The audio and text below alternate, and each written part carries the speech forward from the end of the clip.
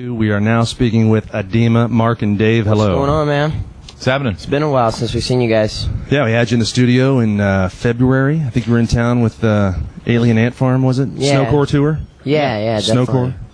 That was a fun tour. I thought it was pretty cool. A bunch of different bands. Actually, one of the bands that are on the second stage, what was that? The band that we were touring with. Apex Theory and Glassjaw. Apex Theory, yeah, and Glassjaw. They're both, or Glassjaw just joined in on it. All those guys are really cool. We've done some off dates with them and stuff, but ozzfets has been pretty cool for us. You know, ADEMA. We really. It's been a blessing to get the main stage. You know, we hear these other bands on the second stage saying, "Hey, that's you guys so lucky. You guys that can do this and that." So. When I ever feel bad about waking up and having to do this, I make sure that Dave slaps me and puts me back in check. Wake up, fool. Have a good day.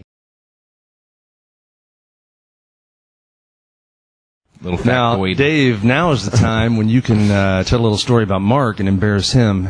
Yeah, you can't tell me you never fell down on stage or... Oh, I fell down on stage about 4 weeks ago and didn't sing half my set.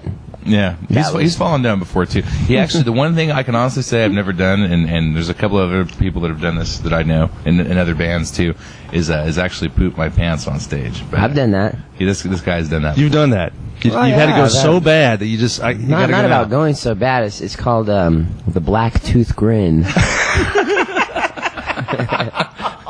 You're just trying to reach that extra note. You know, you've been drinking all day, and then you know, hit that extra high note and whoops. Now,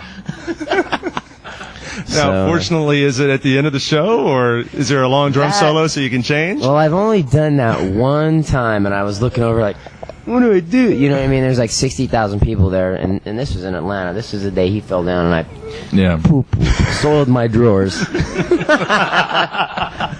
So, you know, but all kinds of crazy things happen. You know, like we've played shows, and then I'll be standing off on the side of the stage, and the cabinets will come down, and I see these little pen knives stuck in like in the cabinets. I'm going, who in the heck goes to a rock show and throws knives at a band? You know, but I've been hitting the head with a AA, a quarter, some lipstick.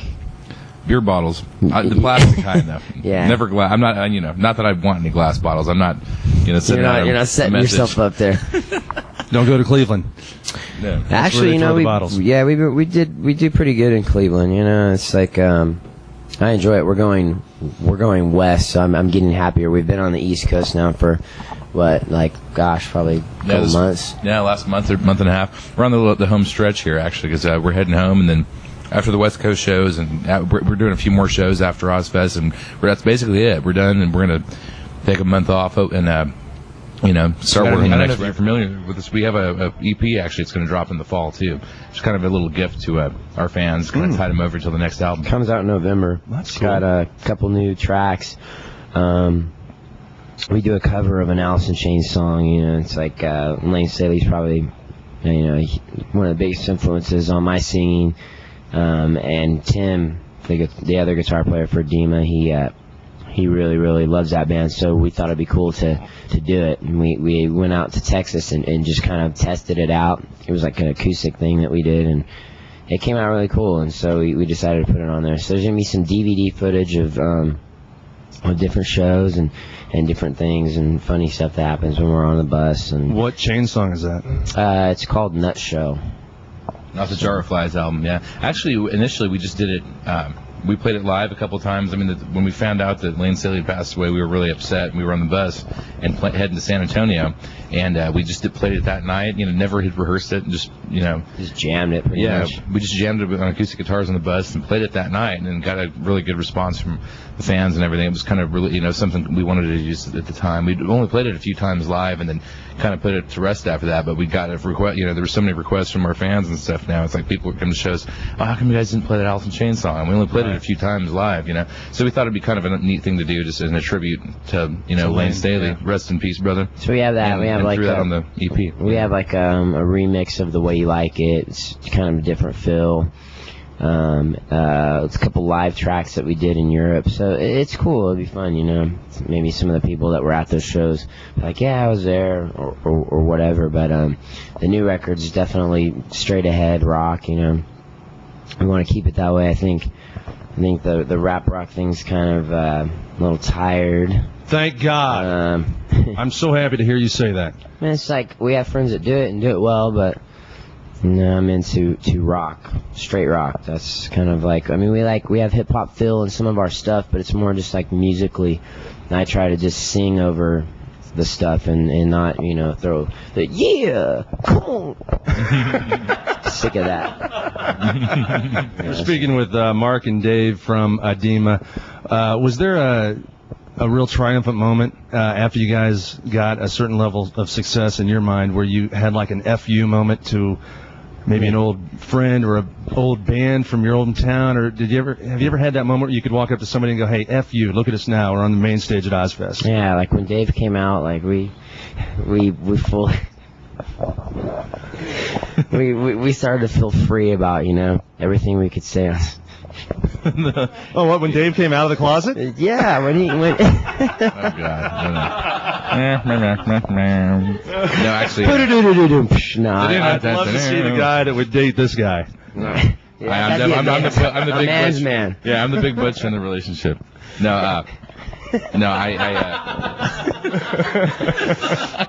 no, it's seriously, folks. No, the answer to your question, though, the triumphant moment, you know what? Remember the big F you to everybody was the men. I mean, I've never particularly cared what anybody thinks, anyways. I mean, since I was 14 years old, I wanted to do this, and so I mean, I'm down with what we do, and it's not, you know, it's not like. It's not a particularly vindictive thing. It's just towards anybody. It's just like, you know, I've always known that, you know, I was capable of this, and when I met these guys, you know, it's like we all found each other and found the right guys, and we honestly have fun doing this. I mean, this is the only thing that I think any of us can do. Yeah, I have a good time. I think probably my biggest moment was when we went to New York, hung out with our label reps and our president of our label. And he presented us our gold records, and they haven't had a gold record band over at Esta in 25 years. So that to me was something special for me, and just kind of like one of those things where when I come home and come through the door, I can look at that record, and no one could take that from me, and that's cool, you know. And sitting here with my best friend, you know, Dave, it's like we can have fun and do music and do it for a living, and not a lot of people can say that. So when we got there and there's 20,000 people screaming and yelling and getting crazy, it's kind of it's just like a great feeling, you know. You can't ask for more, and you know, it's been a great year for us, you know, help with you guys and everyone that's supported us from the start.